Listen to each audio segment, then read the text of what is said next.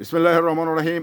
সংগ্রামী সকল ফেসবুক ভাই বোন বন্ধু, বাংলাদেশের বাইরে এই ভিডিওটি যে যেখান থেকেই দেখবেন, আমি আমার পক্ষ থেকে আপনাদের জানাই সংগ্রামী শুভেচ্ছা, অভিনন্দন এবং সুস্বাস্থ্য কামনা করি। তো সেই আলোকেই আমি আপনাদের সামনে দু চারটি কথা বলার জন্যে এই বিকেলবেলা আপনাদের লাইভে এসেছি।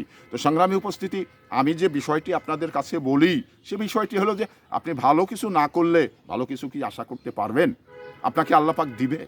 তাহলে আপনাকে ভালো কিছু করতে হবে, আর ভালো কিছু করলেই আপনি ভালো কিছু আল্লাহ পাকের কাছে আশা করতে পারবেন।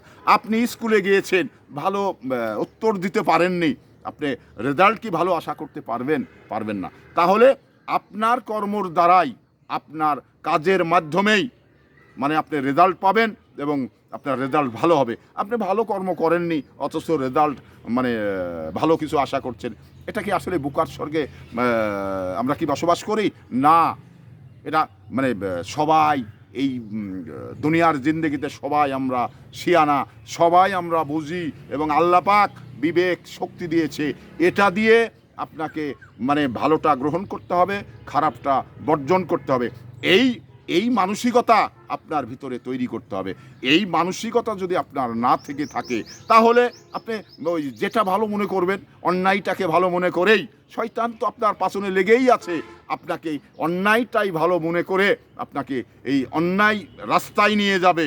এটা আপনাকে খেয়াল রাখতে হবে।